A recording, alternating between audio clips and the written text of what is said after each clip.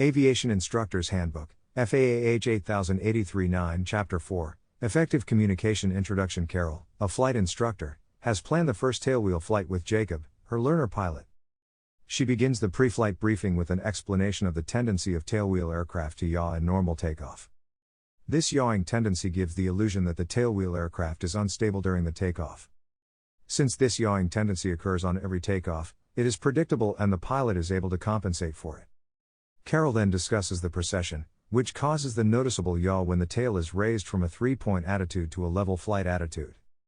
This change of attitude tilts the horizontal axis of the propeller, and the resulting precession produces a forward force on the right side, 90 degrees ahead in the direction of rotation, yawing the aircraft's nose to the left. To demonstrate the yawing tendency, she places a model aircraft prop under a desk lamp. Figure 4.1, by moving the prop, the shadow it casts illustrates the pitch change of the propeller when the aircraft is on its tailwheel and when the aircraft is raised to a level flight attitude.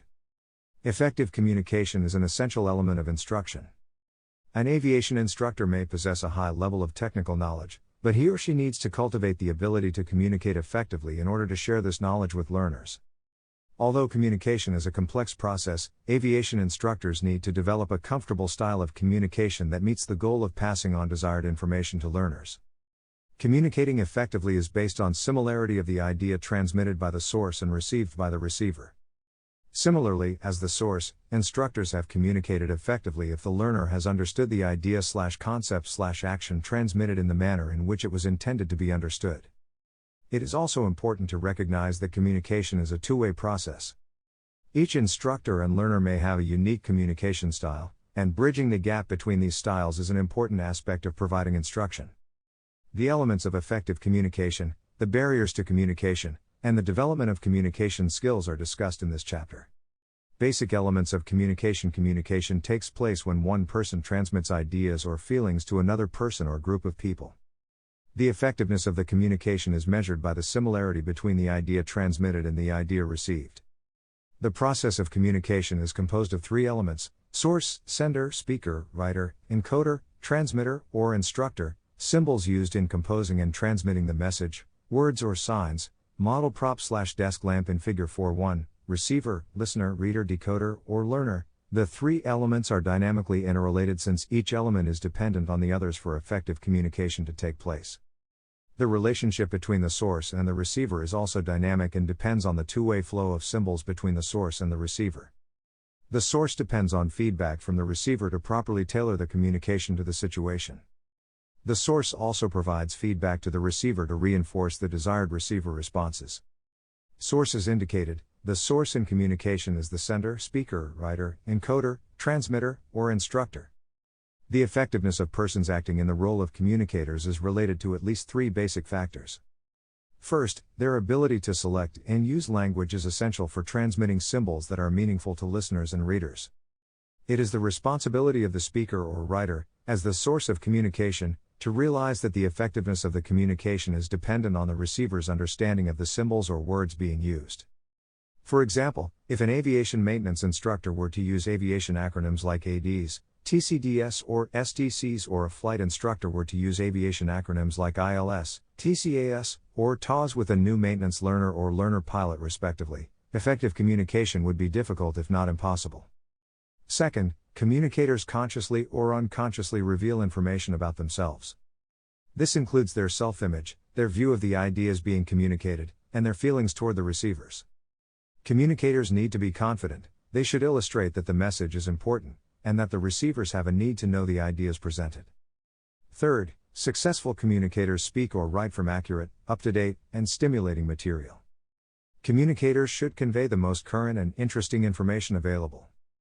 Doing so holds the receiver's interest.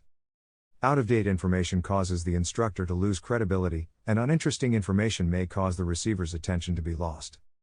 Symbols. At its basic level, all communication is achieved through symbols, which are simple oral, visual, or tactile codes. The words in the vocabulary constitute a basic code.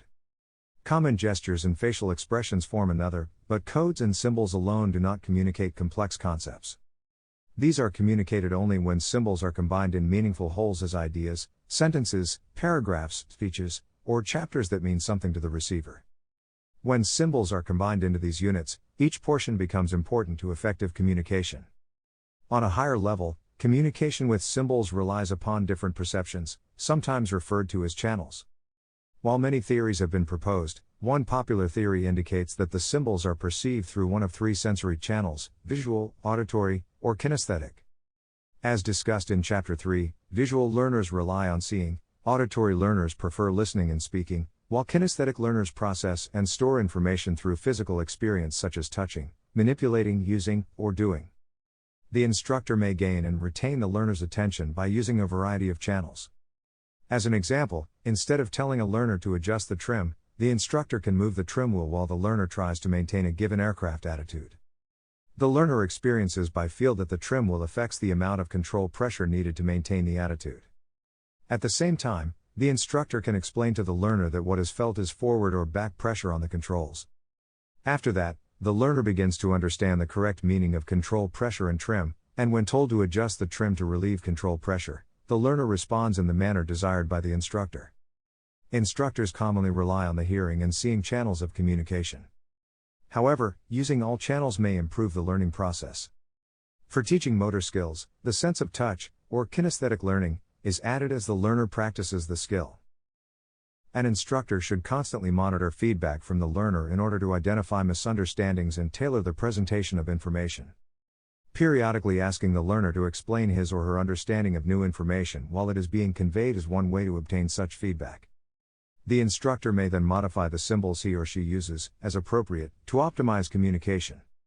Figure 4.2. In addition to feedback received by the instructor, learners also need feedback from the instructor on how they are doing. The feedback not only informs the learners of their performance, but can also serve as a valuable source of motivation. An instructor's praise builds the learner's self-confidence and reinforces favorable behavior. On the other hand, negative feedback should be used carefully. To avoid embarrassing a learner, use negative feedback only in private. This information should be delivered as a description of actual performance and given in a non-judgmental manner. Figure 4.2. The instructor realizes from the response of the learner that stall has been interpreted by the learner to have something to do with the engine quitting. Recognizing that the learner has misunderstood, the instructor is able to clarify the information and help the learner to obtain the desired outcome. For example, it would be appropriate to tell a maintenance learner that a safety wire installation is not satisfactory. To refer to the work as careless would not be good and could do harm to the learner's feeling of self-worth. The parts of the total idea should be analyzed to determine which are most suited to starting or ending the communication, and which are best for the purpose of explaining, clarifying, or emphasizing. All of these functions are required for effective transmission of ideas. The process finally culminates in the determination of the medium best suited for their transmission. Receiver: the receiver is the listener, reader, decoder, or learner, the individual or individuals to whom the message is directed. Effective communicators should always keep in mind that communication succeeds only in relation to the reaction of their receivers. When the receiver reacts with understanding and changes his or her behavior according to the intent of the source, effective communication has taken place. In order to understand the process of communication, three characteristics of receivers need to be understood: abilities, attitudes, and experiences. First, an instructor needs to determine the abilities of the learner in order to properly communicate. One factor that can have an effect on learner ability is his or her background. For example, consider how familiar the learner may be with aviation. The familiarity may range from having grown up around aviation to absolutely no familiarity at all. Some learners may have highly developed motor skills, and others have not had opportunities to develop these skills. These factors should be taken into consideration when presenting information to a learner. The instructor should also understand that the viewpoint and background of people may vary because of cultural differences. The instructor should be aware of possible differences, but not overreact or make assumptions because of these differences. For example, just because a learner is a college graduate does not guarantee rapid advancement in aviation training. A learner's education certainly affects the instructor's style of presentation, but that style should be based on the evaluation of the learner's knowledge of the aviation subject being taught. Second, the attitudes learners exhibit may indicate resistance, willingness, or passive neutrality. To gain and hold learner attention, attitudes should be molded into forms that promote reception of information. A varied communicative approach works best in reaching most learners since they have different attitudes. Third, Instructors in aviation enjoy a unique advantage over other teachers, in that an aviation learner is usually an adult willing to expend time and money to further knowledge. The typical aviation learner exhibits a much more developed sense of motivation and self-concept than a typical school learner. Additionally, he or she usually comes into the learning environment with a significant amount of prior knowledge, many life experiences, and a number of decision-making skills. The learner's knowledge, abilities, and attitudes affect the instructor's communication strategy. Barriers to effective communication. It is essential to understand the dynamics of communication, but the instructor also needs to be aware of several barriers to communication that can inhibit learning. The nature of language and the way it is used often lead to misunderstandings. These misunderstandings can be identified by 4 barriers to effective communication: lack of common experience, confusion between the symbol and the symbolized object, overuse of abstractions, and external factors. Figure 4.3, lack of common experience. Lack of common experience between the communicator, instructor, and the receiver, learner, is probably the greatest single barrier to effective communication. Communication can be effective only to the extent that the experiences, physical, mental, and emotional, of the participants are similar. Many people seem to believe that words transport meanings from speaker to listener in the same way that a truck carries bricks from one location to another. Words, however, rarely carry precisely the same meaning from the mind of the instructor to the mind of the learner. In fact, words, in themselves, do not transfer meanings at all. Whether spoken or written, words are merely stimuli used to arouse a response in the learner. The learner's past experience with the words and things to which they refer determines how the learner responds to what the instructor says. An instructor's words cannot communicate the desired meaning to another person unless the learner has had some experience with the objects or concepts to which these words refer. Since it is the learner's experience that forms vocabulary, it is also essential that instructors speak the same language as the learners. When the instructor's terminology is necessary to convey the idea, some time needs to be spent making certain the learners understand that terminology. For example, a maintenance instructor tells a learner to time the magnetos. A learner new to the maintenance field might think a stopwatch or clock would be necessary to do the requested task. Instruction would be necessary for the learner to understand that the procedure has nothing to do with the usual concept of time. The English language abounds in words that mean different things to different people. To a farmer, the word tractor means the machine that pulls the implements to cultivate the soil. To a trucker, it is the vehicle used to pull a semi-trailer. In aviation, a tractor propeller is the opposite of a pusher propeller. Each technical field has its own vocabulary. Technical words might mean something entirely different to a person outside that field, or perhaps mean nothing at all. In order for communication to be effective, the learner's understanding of the meaning of the words needs to be the same as the instructor's understanding. When either the instructor, the learner, or both utilize English as a second language, the instructor notes whether this creates a significant barrier to communication.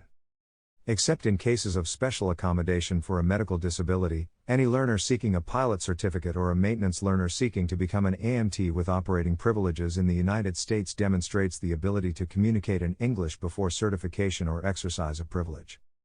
If reasonable doubt exists as to the ability of an aviation learner to communicate in English at an appropriate level, the instructor should refer to Advisory Circular, AC 60-28, FAA English Language Standard for an FAA certificate issued under 14 CFR Parts 61, 63, 65, and 107, for further guidance. Confusion between the symbol and the symbolized object. Confusion between the symbol and the symbolized object results when a word is confused with what it is meant to represent. Although it is obvious that words and the connotations they carry can be different, people sometimes fail to make the distinction. An aviation maintenance technician, AMT, might be introduced as a mechanic. To many people, the term mechanic conjures up images of a person laboring over an automobile. Being referred to as an aircraft mechanic might be an improvement in some people's minds, but neither really portrays the training and skill of the AMT. Words and symbols do not always represent the same thing to every person. To communicate effectively, speakers and writers should account for possible misinterpretation. Words and symbols can then be chosen to represent what the speaker or writer intends. Overuse of abstractions. Abstractions are words that are general rather than specific. Concrete words or terms refer to objects people can relate directly to their own experiences. These words or terms specify an idea that can be perceived or a thing that can be visualized. Abstract words, on the other hand, stand for ideas that cannot be directly experienced, things that do not call forth mental images in the minds of the learners. The word aircraft is an abstract word. It does not call to mind a specific aircraft. One learner may visualize an airplane, while another might visualize a helicopter, and still another learner might visualize an airship. Figure 4.4. Although the word airplane is more specific, various learners might envision anything from a Boeing 777 to a Piper Cub. Aircraft engines represent another example of abstractions. When an instructor refers to aircraft engines in general, some learners might think of jet engines, while others would think of reciprocating engines. Even reciprocating engine is too abstract since it could be a radial engine, an inline engine, a V-type engine, or an opposed-type engine. Use of the technical language of engines, as in Lycoming IO 360, would narrow the engine type, but would only be understood by learners who understand the terminology particular to aircraft engines. Abstractions should be avoided in most cases, but there are times when abstractions are necessary and useful. Aerodynamics is applicable to all aircraft, and is an example of an abstraction that can lead to understanding aircraft flight characteristics. The danger of abstractions is that they do not evoke the same specific items of experience in the minds of the learners that the instructor intends. When such terms are used, they should be linked with specific experiences through examples and illustrations. For instance, when an approach to landing is going badly, telling a learner to take appropriate measures might not result in the desired action. It would be better to tell the learner to conduct a go-around since this is an action that has the same meaning. When maintenance learners are being taught to torque the bolts on an engine, it would be better to tell them to torque the bolts in accordance with the maintenance manual for that engine rather than simply to torque the bolts to the proper values. Whenever possible, the level of abstraction should be reduced by using concrete, specific terms. This better defines and gains control of images produced in the minds of the learners. External factors. Some barriers to effective communication can be controlled by the instructor. Others are external factors outside of the instructor's control that prevent a process or activity from being carried out properly. These factors may include physiological, environmental, and psychological elements. To communicate effectively, the instructor should consider the effects of these factors and mitigate them where possible. Physiological external factors include biological conditions such as hearing loss, injury, physical illness, or other congenital condition. These physiological factors may cause learner discomfort and inhibit communication. The instructor should adapt the presentation to allow the learner to feel better about the situation and be more receptive to new ideas. Adaptation could be as simple as putting off a lesson until the learner is over an illness. Another accommodation could be the use of a seat cushion to allow a learner to sit properly in the airplane. With the advent of more sophisticated technology, multitasking has become a form of physiological external factors. The term multitask comes from a computer's ability to simultaneously execute more than one program or task at a time. Although it now refers to humans performing multiple tasks simultaneously, humans are not computers. Research shows that although human comprehension can handle two simple, low-level cognitive tasks at once, a higher-level cognitive task takes brain function and concentration to perform optimally. Adding even a simple activity diminishes the comprehension and recall of both. Research shows that multitasking is just a series of constant micro-interruptions and stop-go decisions, all of which tend to reduce mental and motor performance.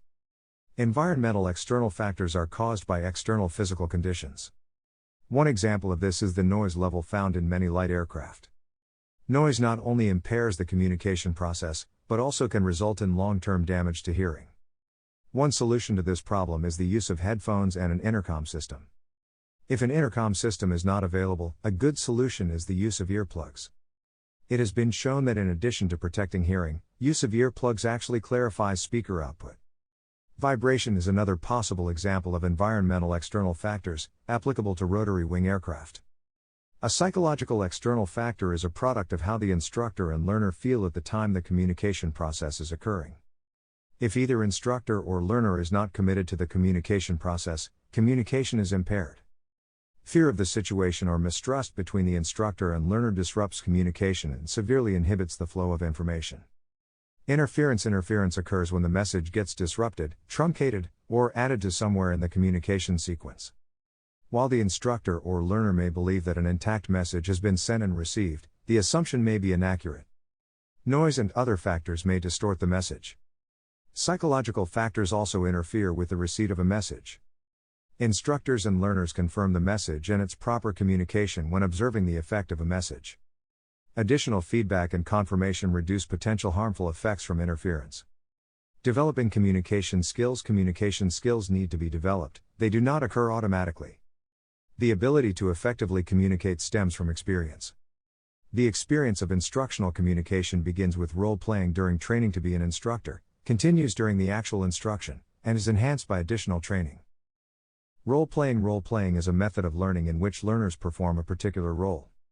In role-playing, the learner is provided with a general description of a situation and then applies a new skill or knowledge to perform the role. Experience in instructional communication comes from actually doing it and is learned in the beginning by role-playing during the instructor's initial training. For example, a flight instructor applicant can fly with a flight instructor who assumes the role of a learner pilot. In this role, the flight instructor can duplicate known learner responses and then critique the applicant's role as instructor. A mentor or supervisor can play the learner AMT for a maintenance instructor applicant. It is essential for the flight instructor to develop good ground instruction skills, as well as flight instruction skills to prepare learners for what is to transpire in the air. Likewise, the maintenance instructor develops classroom teaching skills to prepare the maintenance learner for practical, hands-on tasks. In both cases, effective communication is necessary to reinforce the skills that have been attempted and to assess or critique the results.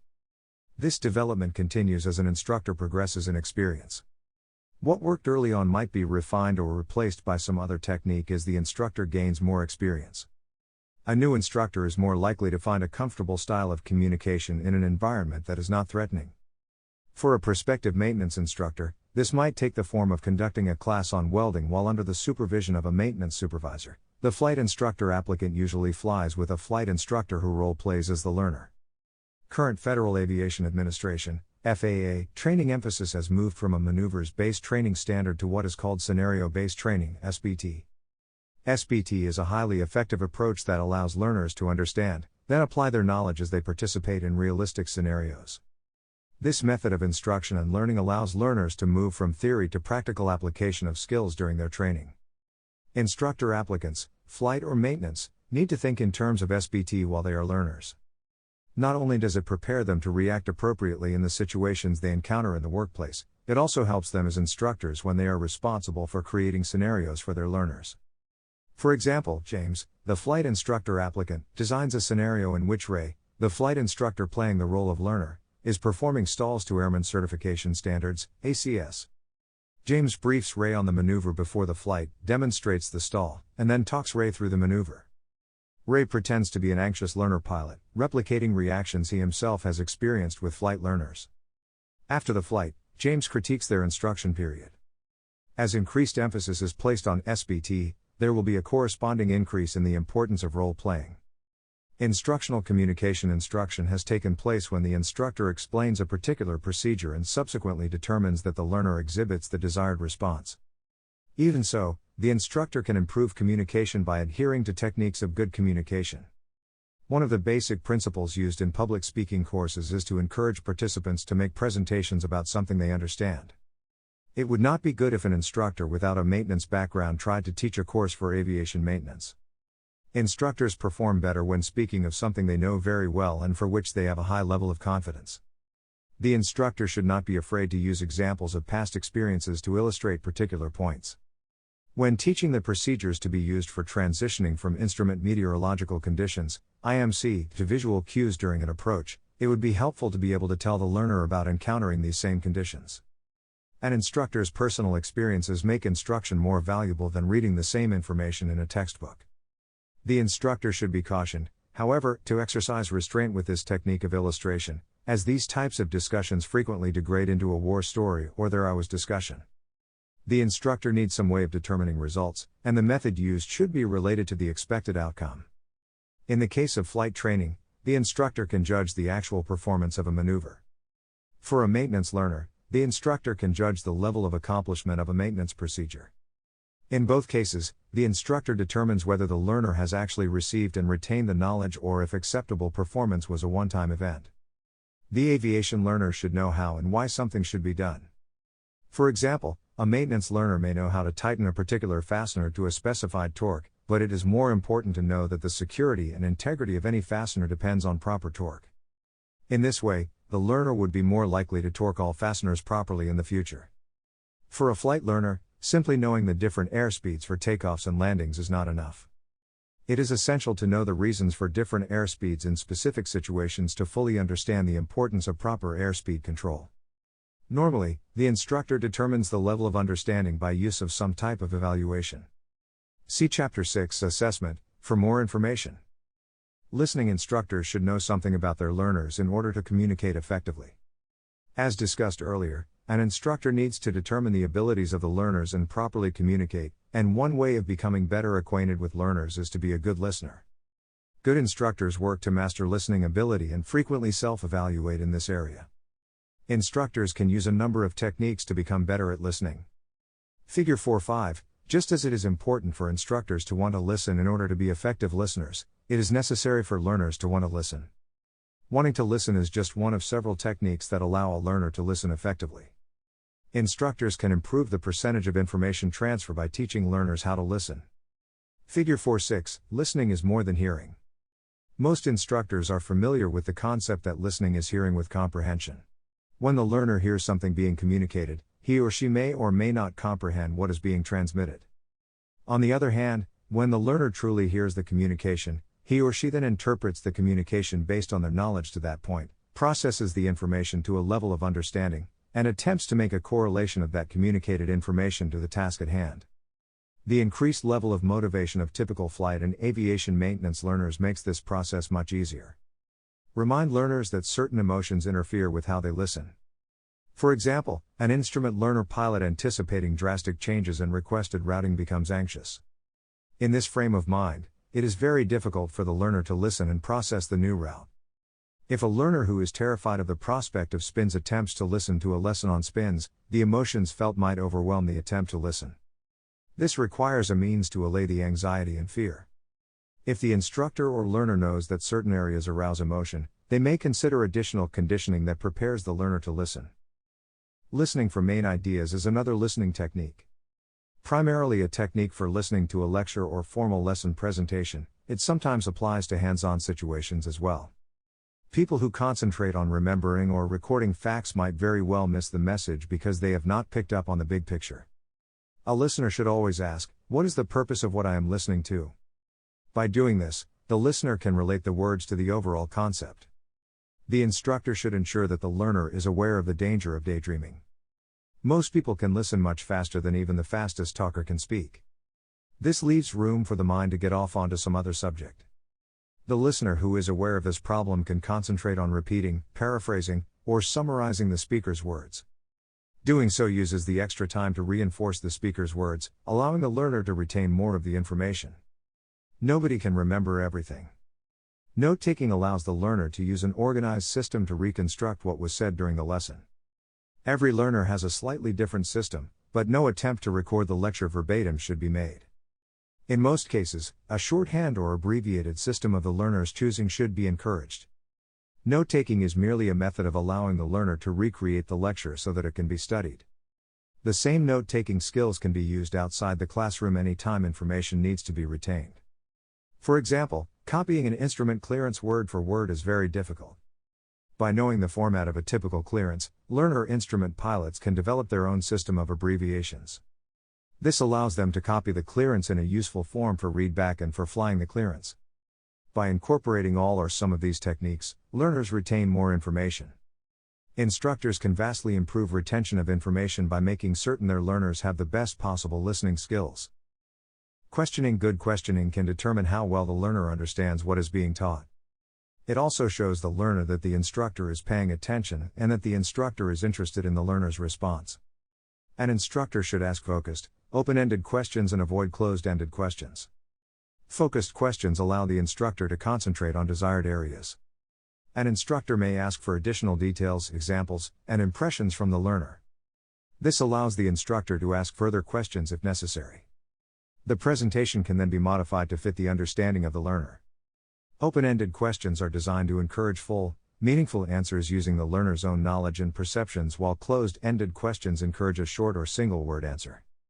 Open-ended questions, which typically begin with words such as why and how, tend to be more objective and less leading than closed-ended questions. Often open-ended questions are not technically questions, but statements that implicitly ask for completion.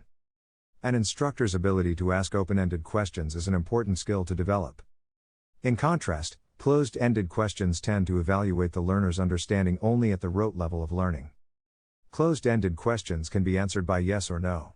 When used in a multiple-choice scenario, closed-ended questions have a finite set of answers from which the respondent chooses.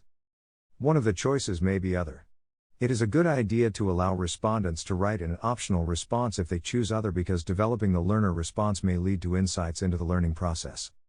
One benefit of closed-ended questions is that they are relatively easy to standardize, and the data gathered easily lend themselves to statistical analysis.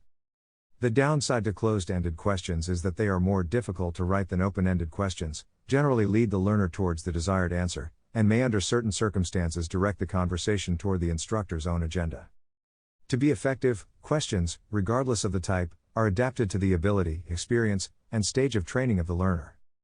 Effective questions and, therefore, effective communication center on only one idea. A single question should be limited to who, what, when, where, why, or how, and not a combination of these. Effective questioning presents a challenge to the learner. Questions of suitable difficulty serve to stimulate learning. Two ways of confirming that the learner and instructor understand things in the same way are the use of paraphrasing and perception checking. The instructor can use paraphrasing to show what the learner's statement meant to the instructor. In this way, the learner can then make any corrections or expansions on the statement in order to clarify. Perception checking gets to the feelings of the learner, again by stating what perceptions the instructor has of the behavior that the learner can then clarify as necessary. Since it is important that the instructor understand as much as possible about the learners, instructors can be much more effective by using improved listening skills and effective questions to help in putting themselves in the place of the learners. Questions should be phrased to focus the learner on the decision-making process and the exercise of good judgment. Knowledge of the subject material and skill at instructional communication are necessary to be an instructor. Increasing the depth of knowledge in either area makes the instructor more effective. Instructional enhancement: an instructor never stops learning. While professional development is discussed in greater detail in Chapter 8, the more an instructor knows about a subject, the better the instructor is at conveying that information. For example, a maintenance instructor teaching basic electricity might be able to teach at a minimally satisfactory level if the instructor had only the same training level as that being taught. If asked a question that exceeded the instructor's knowledge, the instructor could research the answer and get back to the learner. It would be much better if the instructor, through experience or additional training, was prepared to answer the question initially. Additional knowledge and training would also bolster the instructor's confidence and give the instructional presentation more depth. Technically qualified instructors, however, consider the level of the learner and present relevant information to enhance understanding or to stimulate the interest of the learner. Chapter summary: an awareness of the basic elements of the communicative process, source, symbols, and receiver, is the foundation for a successful communicator. Recognizing the various barriers to communication further enhances the flow of ideas between an instructor and the learner. Instructors develop communication skills in order to convey desired information to the learners. They also recognize that communication is a two-way process. In the end, successful communication has taken place if the desired results have been achieved.